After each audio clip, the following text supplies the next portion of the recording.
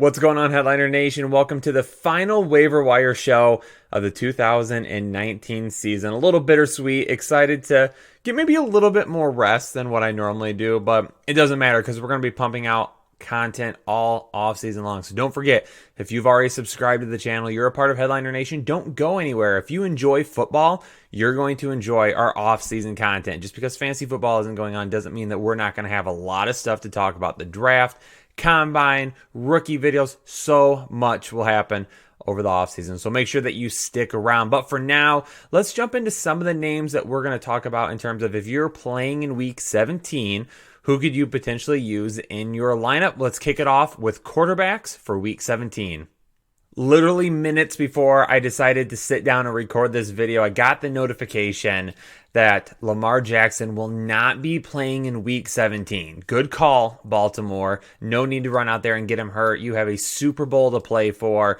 Let's go ahead and just leave Lamar Jackson on the bench, and Robert Griffin III will take over this week. Barely owned 0.2% of leagues, and you're probably going to be looking at different options this week. If you own Lamar Jackson, you can probably find someone else to roll with, like any of the three names that I've listed below. However, I just wanted to throw Robert Griffin III out there because there is a possibility that maybe you play in a super flex or a two quarterback league, and maybe Lamar Jackson was one of your only two quarterbacks. If that's the case, running with Robert Griffin III this week, I don't think it's an awful decision. I think he's going to get some rush yards. I definitely think they're going to have to throw the ball a little bit. I don't think that they close up the entire playbook against the Steelers. Maybe they're a little bit more conservative than normal. Gus Edwards, who we'll also talk about here in a second, is going to get a lot of looks, but Robert Griffin III could put together a decent game. Now, if you're in a one quarterback league, I would shift to the other three people that I've got listed here. But again, Superflex, two quarterback leagues, Robert Griffin III could be a guy that you take a look at this week. Moving on, Andy Dalton from Cincinnati. I've got no problem trying to play him this week. He's up against Cleveland. 3% owned, so he's not widely owned. Coming off a really good week last week. Going up against Cleveland, more than likely Cincinnati's going to want to put it to Cleveland this week. Cleveland's in disarray now. They don't look good. The team's playing awful. It's been a roller coaster of emotions for that team all season long. Cincinnati's already locked up the number one pick as well. So going into the final game, there won't be any of those thoughts of maybe they won't do everything that they need to because they want to lock up that number one pick. They can go in, they can still have the number one pick, and they can get a win against Cleveland this week as part of that in-state rivalry. Expect Cincinnati to play pretty hard. Andy Dalton could end up having a decent day in terms of volume. With Drew Lock, he didn't quite pan out last week against Detroit, which it would have been the most Detroit thing ever for them to beat Denver on the road to move from like third in the draft order all the way to like sixth or seventh it would have been. So good thing that they lost. I'm a Lions fan, but I would much rather see them get a much higher pick in the draft than beat Denver in a game that means absolutely nothing to them. So much higher pick in the draft. Locke didn't have nearly as good a game as I would have hoped, but he does get to go up against Oakland this week and only 4% owned, or excuse me, 3% owned. He's probably going to be available on a lot of your leagues. You can get your hands on him. And then Daniel Jones against Philadelphia, another decent matchup for him. I think the Giants would really like to go up against Philadelphia, welcome Philadelphia into New York, get a win, potentially knock him out of the playoffs. Daniel Jones coming off a big game last week. Again, that secondary for the Philadelphia Eagles hasn't been great this year. We're going to go ahead and throw out that Dallas performance last week because quite honestly, the Cowboys, they're a mess at times. So, and that was just Jason Garrett and his staff not doing what they needed to exploit weaknesses. We'll see if Daniel Jones and the New York Giants can do that. Again, another decent streaming option for you this week in terms of volume, because more than likely that's going to be a game that's going to have a lot of back and forth and possibly quite a few points. Two of the hottest names are a little bit lower down on the list. We'll get to them in just a second, but let's first start with DeAndre Washington going up against Denver, 48% owned. We're going to have to wait to hear what's going to happen with that team. Now, Oakland still has an outside shot to make the playoffs. They can go in, they could get a win against Denver this week. They'd have to have a few other things fall for them, but they could possibly still make the playoffs right now. I think it's only like a 12% chance, so not much. But with that being said, DeAndre Washington's a guy, he's getting a lot of work right now, okay? Josh Jacobs dealing with the injury, didn't play at all last week. We're keeping our eye on DeAndre Washington again in week 17. Kerryon Johnson at 36% owned. Green Bay is giving up over 27 fantasy points per game to opposing running backs, 7th most in the National Football League. So really good shot. They actually activated him and used him quite often last week. He was the lead back last week. So if he was good to go last week, he's probably going to be good to go again this week. Completely caught me off guard. I have no idea why they did it, but they did. And because of that, Kerryon Johnson could be a potential workhorse for you here in week 17 if you're just looking for someone to get you that volume. Mike Boone and Alexander Madison, a couple of guys still, just keep your eye on them, okay? They're going up against Chicago. It's not a great matchup. A lot of you are relying on Aaron Boone this week. Now, I'm recording this Monday during the day, late morning, early afternoon. So because of that, Monday Night Football hasn't happened yet. So I don't know what Mike Boone, as of right now, has done against the Green Bay Packers. It could be a mess by the time you watch this, and it could be a great outcome by the time you watch this. But we're going to keep an eye on that for next week. Dalvin Cook, if they can get a win, for some reason the Vikings can get a win against Green Bay, then they're looking good for the playoffs. There's no reason to bring Cook back in week 17 if you don't need to. No reason to try and rush him. So with Mike Boone, he could be a potential flyer for you next week as well. Gus Edwards. Now, this is where we're going to talk about Gus Edwards because he's definitely going to get quite a bit of work against the Pittsburgh Steelers. Now, it might not be quality work, but it's going to be good work. There's going to be a lot of quantity with him this week. He's going to touch the ball quite often. I've got asked a lot. Kenneth Dixon. Now, I liked Kenneth Dixon in the preseason, but they just haven't really turned to him this year. Now, Gus Edwards is not a pass-catching back, so Dixon will probably see some passes out of the backfield, but I'll still go with Gus Edwards because he's had decent volumes at times this season, and he's looked good with that volume at times this season. And, of course, we all know that last year towards the end of the season, he really helped some fantasy owners who were looking for someone to just get in there and get some things taken care of. That were looking for streaming options. Gus Edwards was able to take over at the end of last season and really help a lot of fantasy owners. So we've seen a little bit larger of a workload, a bigger sample size for him. So I'm okay with running with him this week. Dion Lewis against Houston at 13% owned. There's still a chance that Derrick Henry could end up coming back this week. Tennessee needs to win. They don't technically need to win against Houston, but they probably should. It will make their path to the playoff a lot easier. So it's a must-win game in their opinion. They're going to have to go in there and get a win this week against Houston.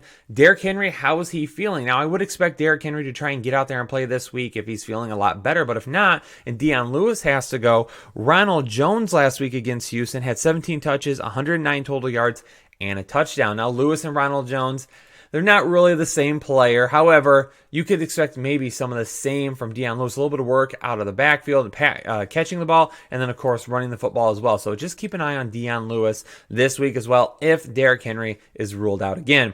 And then last but not least, Marshawn Lynch. This morning, right before the recording, we heard that there was a great probability that he could be signed by the Seattle Seahawks before next week. He's in Seattle. He is taking his physical. He could sign a deal and he could potentially be on the field next week. Now, I'm not expecting a whole lot out of him, but if you've been dealing with injuries, if this is a deeper league, get your hands on Marshawn Lynch. Now, the good thing, depending on your league, about waivers this week is there's probably not going to be a whole lot of people actually putting in waiver claims, so you could really get your hands on a lot of different guys. Again, depends on your league. If you're a league that doesn't allow people who are out of the playoffs to pick up players, you've got a clear path. But even, let's say, if you're playing somebody that maybe had Chris Carson, pick up Marshawn Lynch just to block him. So some of these guys you can just grab, put on your roster. Again, for redraft leagues, it doesn't really matter after this week anyway. Just grab some guys, try to block the other player, and then you'll be set to go from there. So those are the running backs that we want to keep an eye on for this week, but let's move on to wide receivers now. All right, we had quite a few options at running back, and quite honestly, any one of those guys could end up doing decent for you this week. However, when I was looking at the wide receivers, I felt like we had to be a little bit more strategical, is a word I'm bringing up right now. We have to have a little bit more strategy when it came to our wide receivers because I don't love all the matchups nearly as much. Now, Cole Beasley is my first guy. He does have 41 targets since week 12, okay? More than likely what's going to end up happening, the Bills are locked into their playoff spot. They cannot move. They are going to be the 5th seed. That's all there is to it. With that being said, maybe Josh Allen doesn't play the entire game. Maybe Matt Barkley comes in and plays a little bit, the backup for Buffalo. If that happens, Cole Beasley being the slot guy, a lot of the shorter routes could end up being better for Matt Barkley and could end up seeing some more targets. He continues to see that volume. we're just going to run with it. And not only that, but the Jets have given up the 6th most receptions to wide receivers this year, and they've also given up the 4th most touchdowns to wide receivers. So a good chance that he gets a little bit of volume, possibly a touchdown this week, a good streaming option for you. Sterling Shepard coming up next. Since over the last 2 weeks, over the last 2 weeks, 17 targets, 15 receptions, 187 yards. Philadelphia giving up the 6th most fantasy points to opposing wide receivers. I already said it too in that matchup talking about Daniel Jones. This could be a matchup that's a little bit back and forth. A lot of points scored with Sterling Shepard. Him and Daniel Jones seem to have worked well together at times this season. I expect him to have another decent game this week, especially with Matt Barkley being Matt Barkley. I just said Matt Barkley a couple minutes ago. I apologize. Saquon Barkley. Especially with Saquon Barkley balling out last week and looking like his former self. If he can bring that into the game this week, that really helps the wide receivers, Sterling Shepard being one of them. Rashad Perryman, another guy to bring up. Justin Watson. Both of these guys have been brought up for a couple of weeks now. Watson is the guy. We expect a touchdown. That's what we're thinking with Watson. He got the touchdown last week, but Perryman is the big play and the volume guy currently. With Perryman over the last 4 games, 29 targets, 20 receptions, 372 yards, 4 touchdowns. Likely a high-scoring back-and-forth type game this week. But not only that, there's a possibility for some negative game script as well. Depending on how Atlanta plays, might not look great for Tampa Bay this week. I expect some back and forth there. Honestly, even if Jameis Winston, just like last week, throws 4 interceptions, as long as you're not playing him, you're just playing his wide receivers, that still is going to equate to a lot of volume later in the game. And for N'Keal Harry, not a lot of notes here. The one thing that I'm thinking against Miami this week, a touchdown. That's what I'm thinking. So for those of you in a deeper league, you can use this for DFS as well if you'd like. I think N'Keal Harry is going to find the end zone this week against Miami. I think Miami's going to play well. I think they're going to go in to New England and play fairly well this week. Ryan Fitzpatrick has been on fire lately. The offense has been playing much better. Even though this is a team with 4 wins, they could go in and try to play a little bit of an upset. New England's still obviously playing for that number 2 seed. If they don't win, there's a possibility they could fall to the number 3 seed and not get a first round bye. So they're still going to be playing for something, but they might be looking ahead to the playoffs a little bit. Every once in a while, those things can happen. If you remember last year, Kenyon Drake had himself a nice miracle Hail Mary type fumble Ruski, whatever the play was. They were pitching it all over the place. Kenyon Drake ended up scoring, and they were able to beat New England then. Could we see a little bit of the same upset this week? More than likely not, but again, because of that, I'm still seeing N'Keal Harry maybe getting a decent amount of volume, but scoring a touchdown against that defense, I think, is something that we definitely see. Keep in mind, if it wasn't for a touchdown that was called back that shouldn't have been, he would have 2 touchdowns in his last 3 games, so starting to maybe get worked in just a little bit more. All right, for tight ends this week, some guys potentially to stream. First off, at the top of the list, Hayden Hurst. Now, the reason Hayden Hurst is on here is because of Mark Andrews. Mark Andrews has been awesome this year, but he's also been a little banged up as well, including last week. He was limping around a little bit at the end of the game last week. They've already said, again, the Ravens have already said, no Ingram this week, no Lamar Jackson this week. Honestly, there shouldn't be any Mark Andrews either. Put Mark Andrews on the bench. If that's the case, Hayden Hurst is going to see a little bit of an extra uptick in volume, and he might be a perfect fit for RG3 while he is the quarterback in Week 17. Now, with that being said, the other guys, I know, I say with that being said quite a bit. Anyway, with the other guys that I have listed here, I'm looking at players that don't really have any competition. Smith, Gesicki, Fant, Hollister, not a whole lot of competition at their respective position, so they're going to be on the field quite a bit. It's going to be pick and choose with these guys, though. I mean, the first thing, with Mike Gesicki, here, every single week that I list this guy as a start, he's a sit. As soon as I list him as a sit, he's a start. I don't know. Him and I have not been on the same page all season long, and I even say that in all the start and sit videos. If I list him as a sit, more than likely he's going to be a start, and he did the same exact thing last week. He's growing a lot. Ryan Fitzmagic likes him a lot. Keep potentially rolling with him. He's a high upside play, but you have to remember he's a guy that could bust really easily as well. So if you're in a matchup, like if you're in a 2-week matchup, a lot of fantasy championships might go week 16 and 17. I like 2-week fantasy playoff matchups. However, if you're like in a 2-week matchup, and you're down by quite a bit right now and you need home run plays, Mike Gesicki would be a guy that you would look at for that. Junu Smith might be a little bit safer. Fant might be a little bit safer. Jacob Hollister, I have him listed here, but quite honestly, I'm going to stay away from him this week. Don't love the San Francisco matchup, a big game on Sunday night this coming week, but I don't love him with how San Francisco has fared against tight ends outside of Jared Cook. We'll forget about that one, though. All right, and for defense, the first two listed here are going to be playing against backup quarterbacks. Washington is going to be starting Case Keenum this week. Arizona more than likely will be without Kyler Murray dealing with a hamstring issue. So anytime that you could potentially find some lower owned defensive teams that you can use against backup quarterbacks, always a decent fit, especially Dallas. That pass rush could get to Case Keenum a little bit this week. That'd be good for them. Denver versus Oakland. Yes, Oakland's coming off a pretty decent game. However, it is at home for Denver. The run game has been, or the run defense has been a lot better as of recent. And then, of course, the pass game has been really good for them as well throughout the season. And then Minnesota against Chicago. Anytime I get a chance to take an opposing team that is not the Lions, because Mitchell Trubisky always beats the Lions.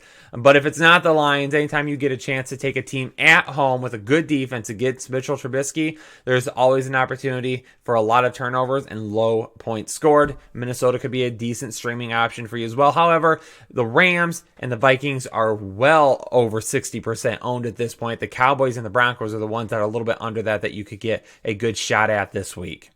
There you go. It was a quick one, a nice and quick, super easy waiver wire episode here for week 17. Again, the last one of the season. Bittersweet. Really loved doing this content all during the entire season. But it's time to head into the off season. A lot of fun things for us to do in the off season. So again, don't forget, we're going to be here all year long. Don't go anywhere. If you enjoy football, you're going to enjoy the content that we put together. So if this is your first time tuning into the channel, hit that subscribe button. Become a part of Headliner Nation today.